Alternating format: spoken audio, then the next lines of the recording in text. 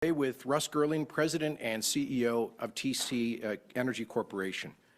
Today, Alberta is taking control of its economic destiny.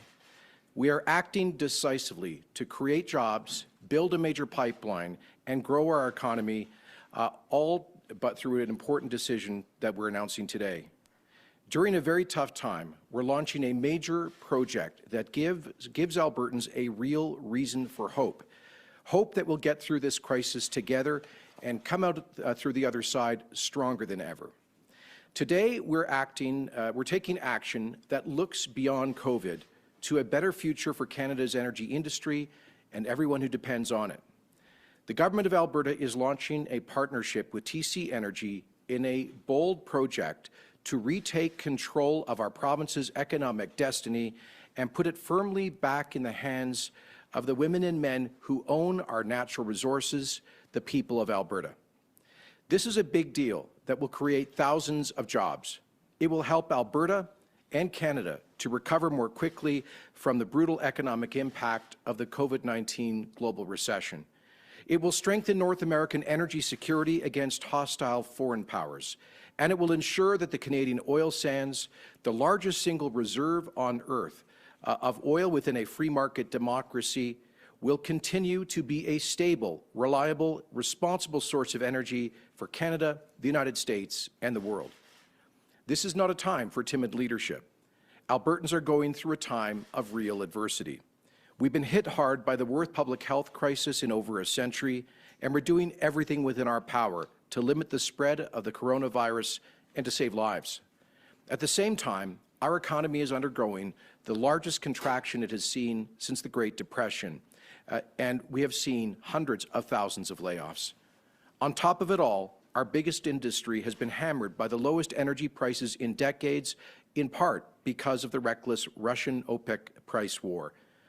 We are coping with these huge challenges after 5 years of economic stagnation. So I know that all of these things, when you put them all together, can seem overwhelming to people. But please remember that we Albertans are a resilient people. We have overcome trying times in our past to go on to build one of the freest, most prosperous and generous societies on the face of the earth. Together with the national government, we are supporting families and employers facing financial stress right now. And following the pandemic, we will launch a bold economic recovery package. That plan will accelerate the diversification of Alberta's economy, but it will also ensure a future for our largest industry, because when we get through the crisis and the global economy moves back to growth, it'll be more obvious than ever that the world needs a reliable, democratic, major source of energy. But that will only happen if our energy has access to world markets. In other words, it will only happen if we get pipelines built.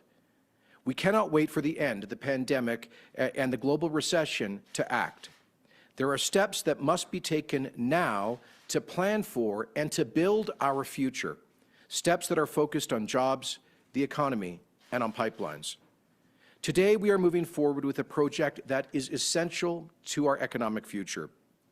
I am pleased to announce that the Government of Alberta has finalized an agreement with Calgary-based TC Energy Corporation to invest in the completion of the Keystone XL pipeline.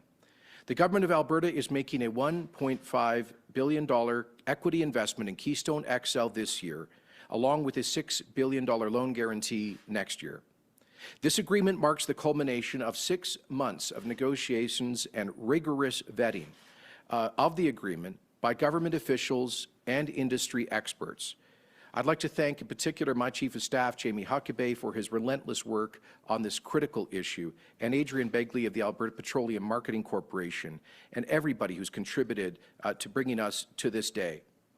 This agreement will kickstart immediate construction on the pipeline with the goal of increasing delivery of oil sands crude to American markets by 830,000 barrels per day. Our goal is to complete the project and commission operations by the summer of 2023. We have shipper commitments in place to operate at full capacity from 2023 through to 2037. Our goal is to sell Alberta's equity stake at a profit And our expectation is that KXL will lead to higher prices as well as increased volumes of oil sands crude production, generating at least $30 billion in increased royalties over 20 years for Alberta taxpayers. Let me repeat that. We project that this project, once fully achieved, will help us to generate an additional $30 billion in revenues for Albertans to support programs like healthcare and education and to maintain our standard of life.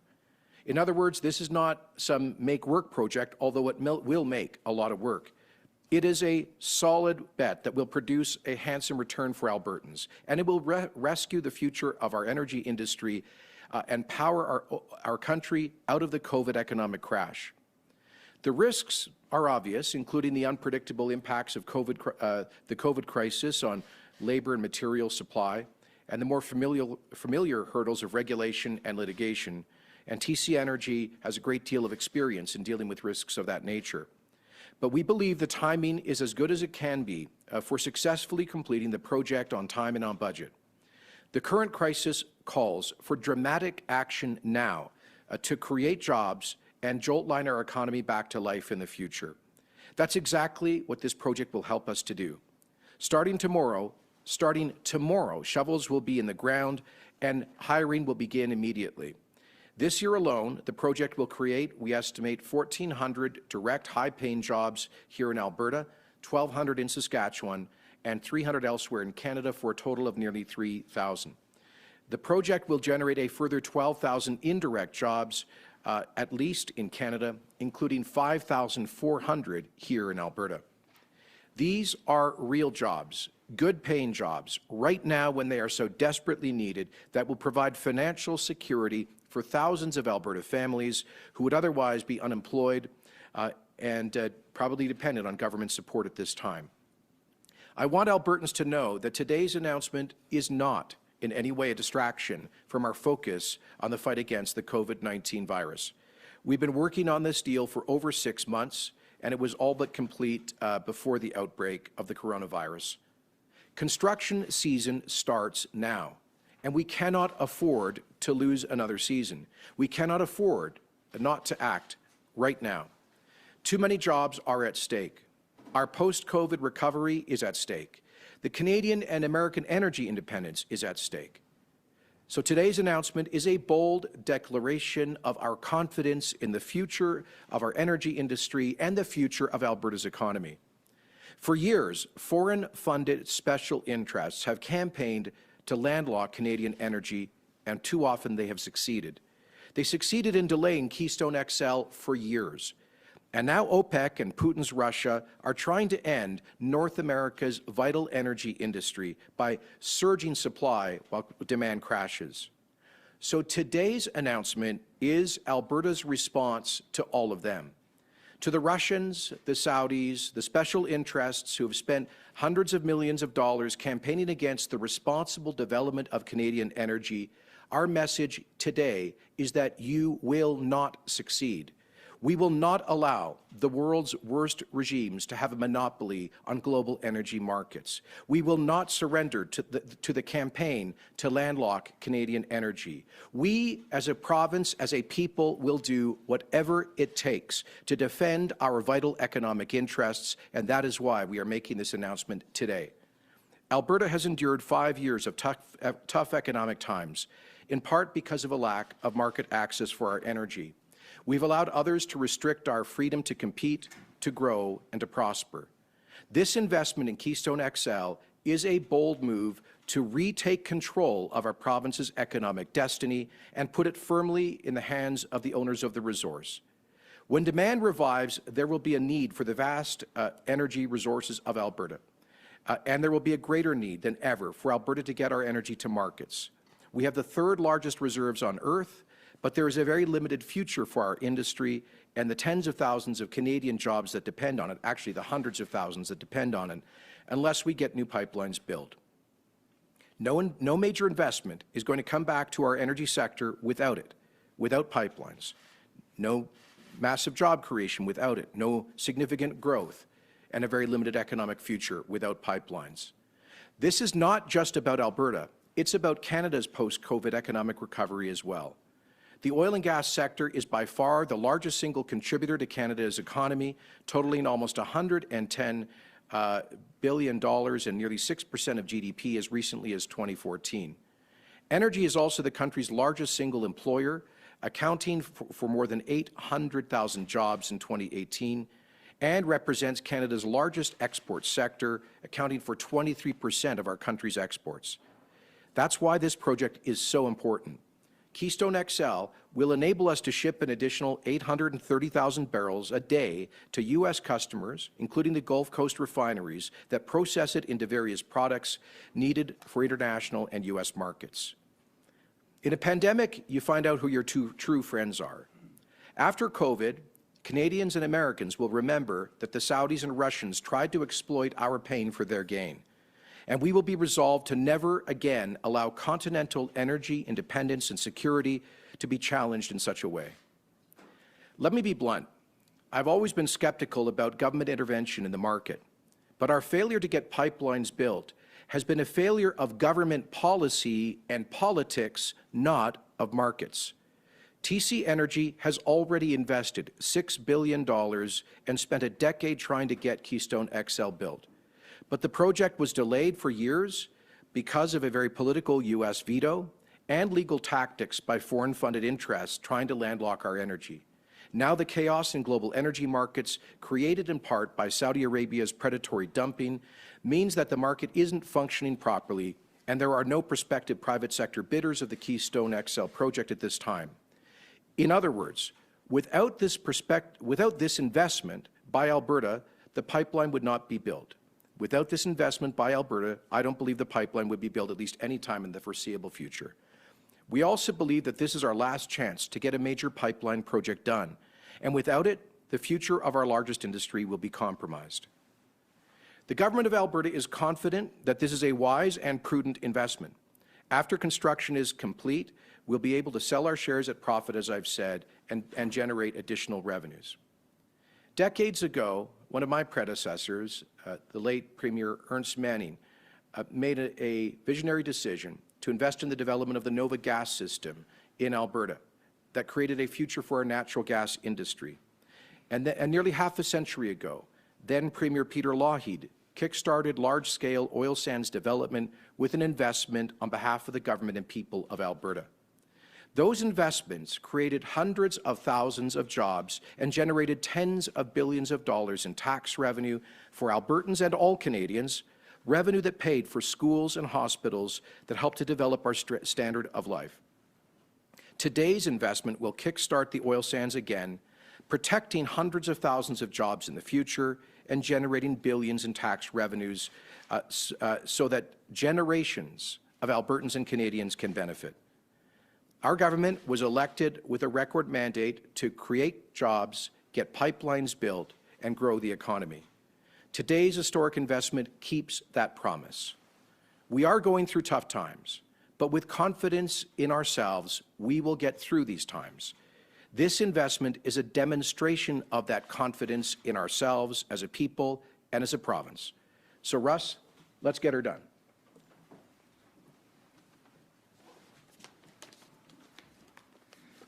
Good afternoon, everyone, and thank you, Premier, for your leadership throughout this COVID crisis, but as well your tireless work to build a more prosperous future for all Albertans.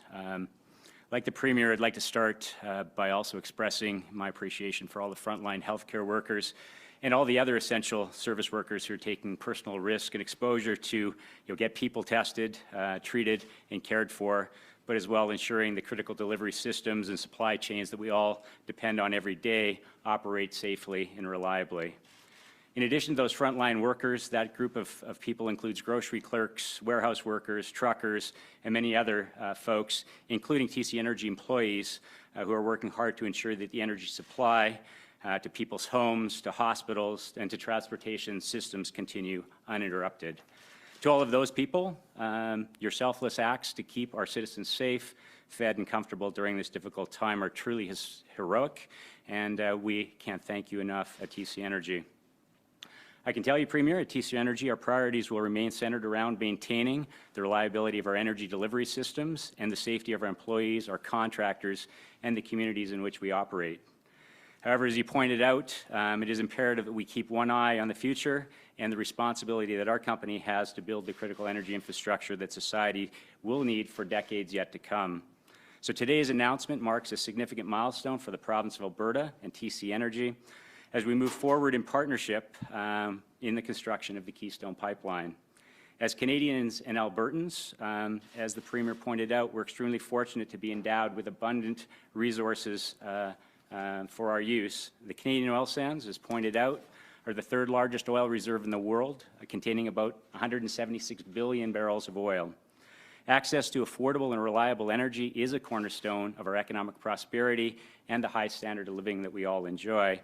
In fact, again, as the Premier pointed out, Canada has the highest social responsibility, or what is now known as ESG rankings, of all the top 10 countries in the world with large proven reserves.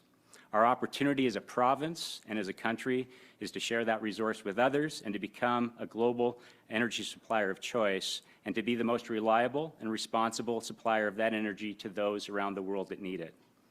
Over the last decade, we have been working hard with local communities, listening to key stakeholders to gather feedback on the next steps for the Keystone Pipeline.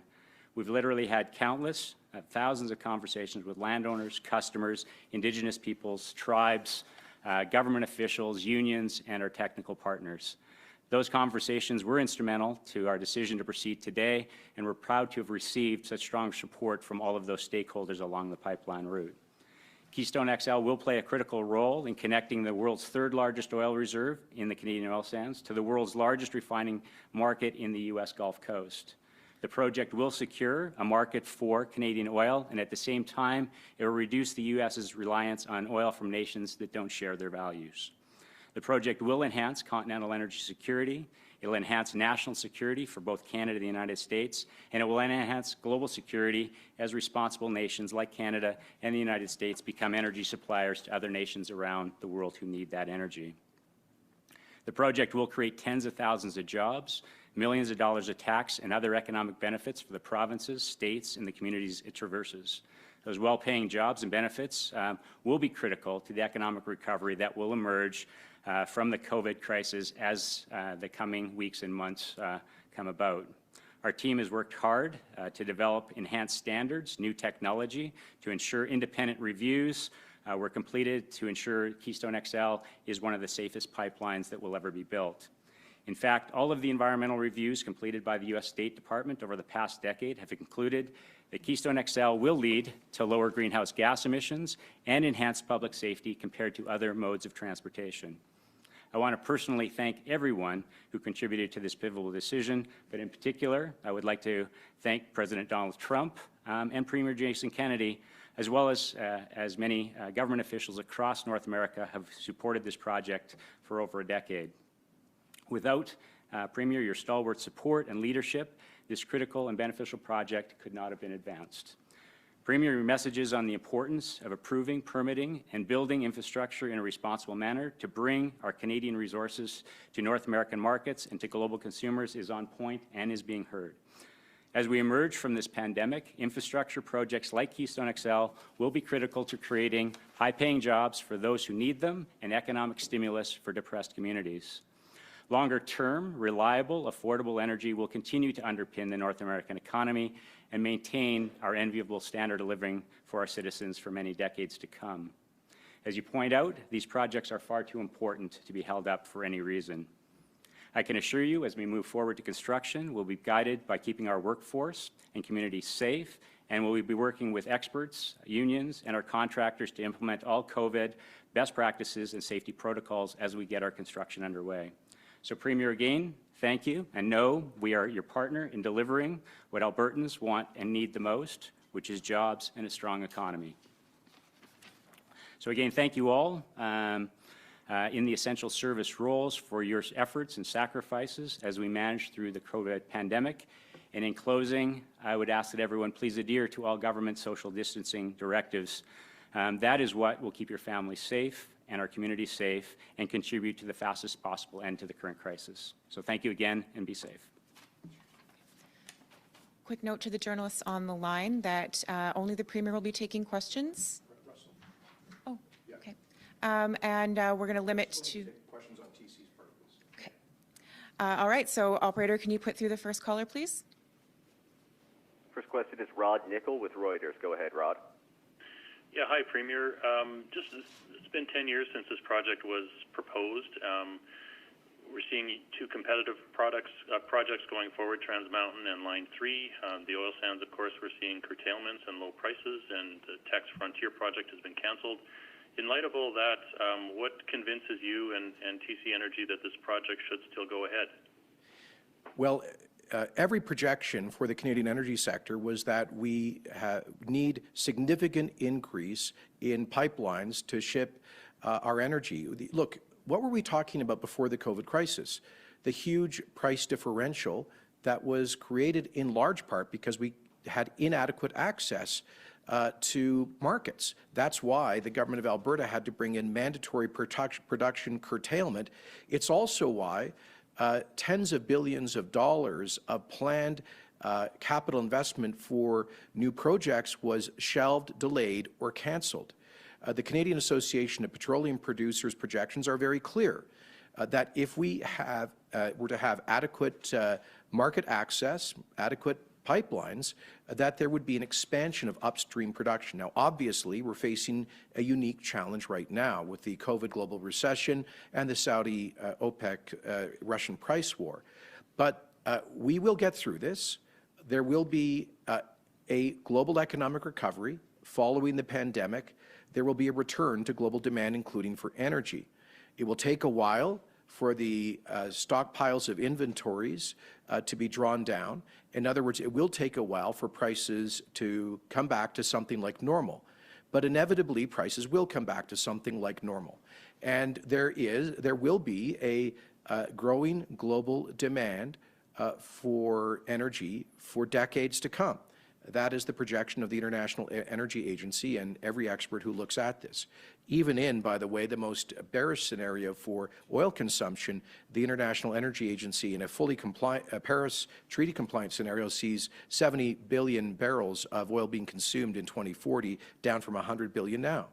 So in that world, we think it's essential that Canada, with the highest human rights, labor, and environmental standards, play a significant role in supplying that energy. But we'll only be able to do so with projects like this. Obviously, we are optimistic about the Trans Mountain expansion, but we can't be certain of its completion. And in part, this is one way of ensuring that we do have access, that we do take control of our own destiny. Operator, can you please put through the next caller? Next question is Robert Tuttle with Bloomberg. Go ahead, Robert. Yes, hi, Premier.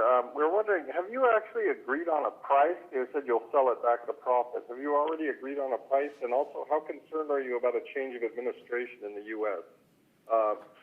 Sure. A new administration that would be against this.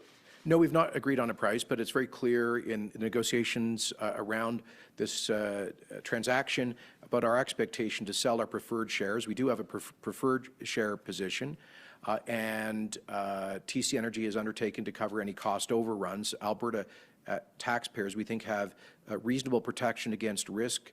And we do expect that when the project is completed, it will be a very attractive utility that will attract private sector investors once there is no longer any political risk and once we're past the extraordinary disruption in global energy markets that we are currently experiencing. On the question of a prospective change in administration, there's no doubt that one of the reasons that private capital markets were unprepared to come to the table on this project earlier was because of the possibility of a change in American policy. TC Energy has received now its second presidential permit to build the pipeline across the Canada-U.S. border, and today's decision is predicated on that.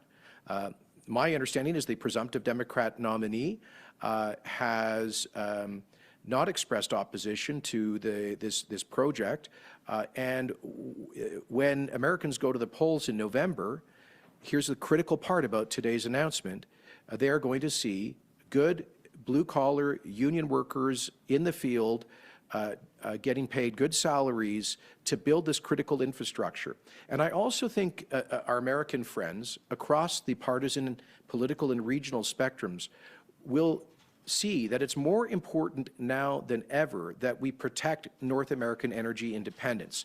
As we see this effort by OPEC and Russia to attack our energy industry, to engage in, I believe, predatory dumping of oil on global and North American markets, I think American voters and political leaders will see how critically important this project is to increase the access to this reliable democratic source of energy.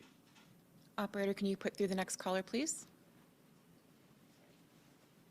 Next question is Graham Thompson with iPolitics. Go ahead, Graham. Hello, Premier. Where's the money coming from? This $1.1 billion dollars are you redirecting, spending, borrowing? Is this coming from AIMCO? Where's the money coming from? It's coming from our normal credit instruments, so we will be borrowing because we're already in a deficit position.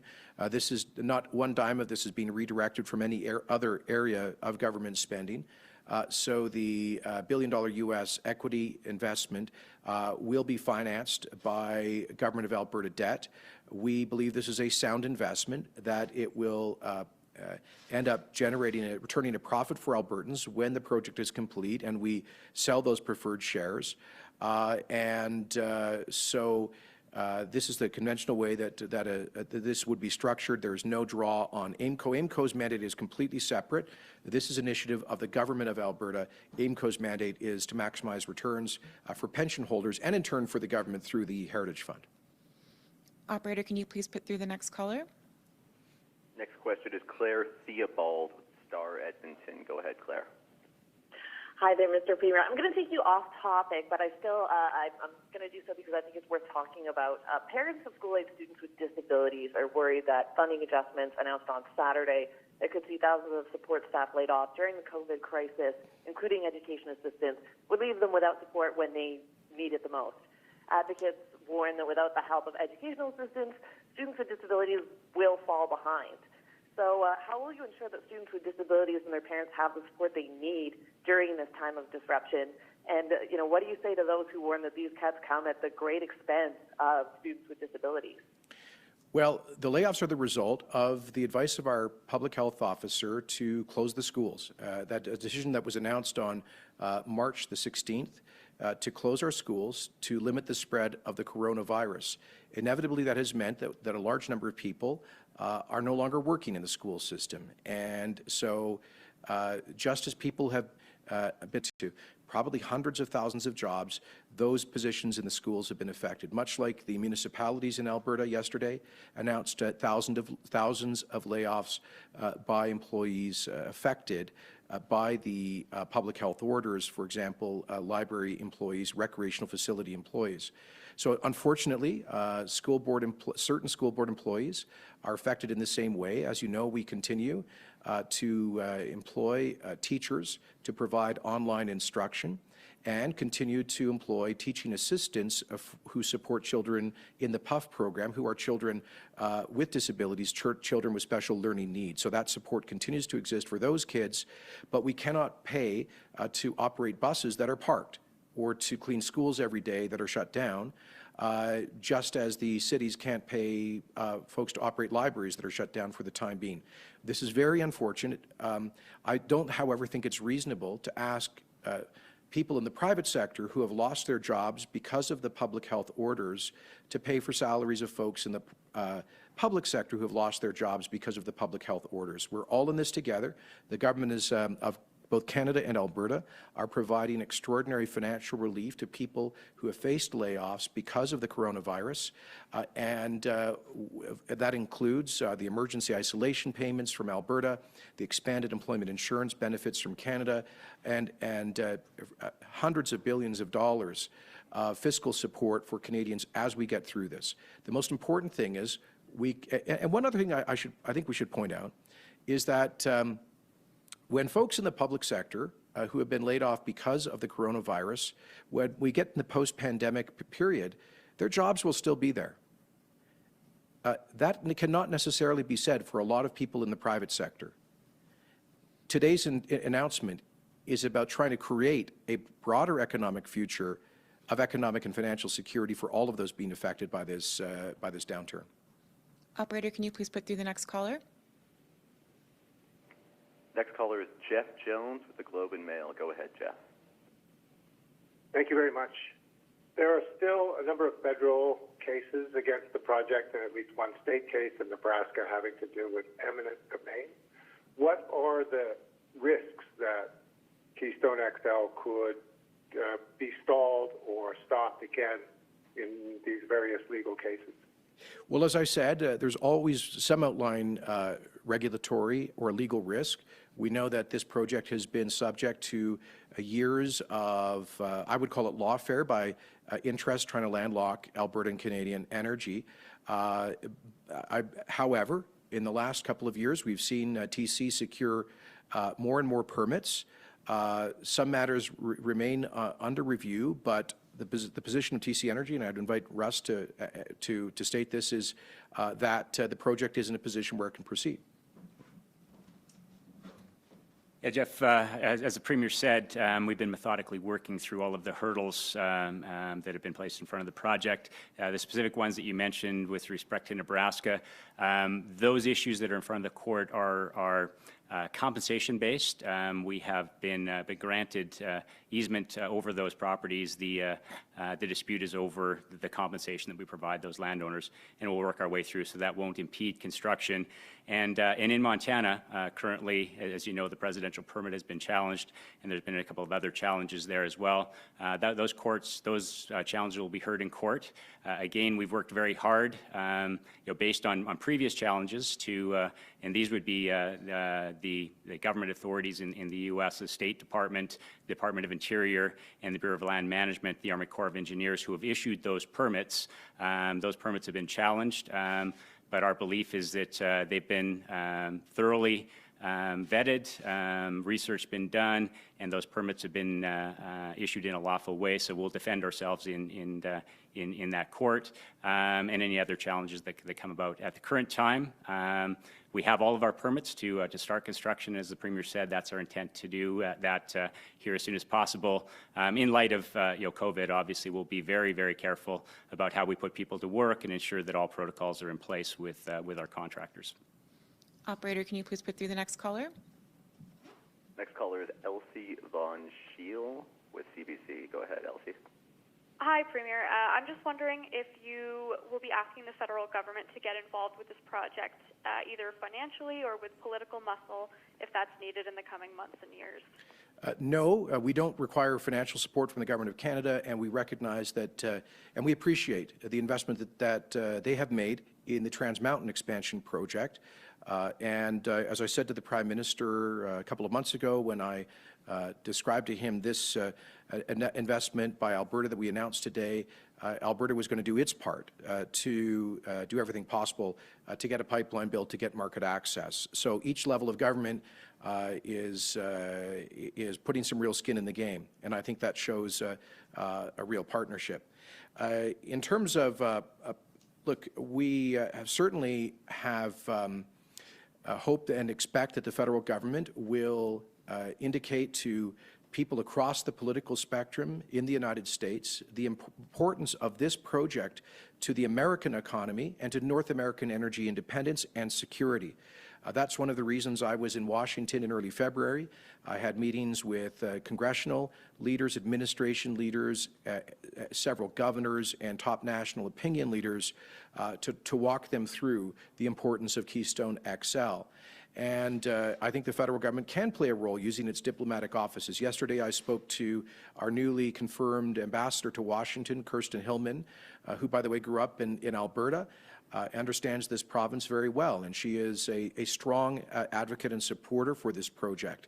So that's, I think, where the federal government can and will be helpful, which is in communicating that it is clearly in the shared interests of Canada and the United States for this project to proceed and to get done.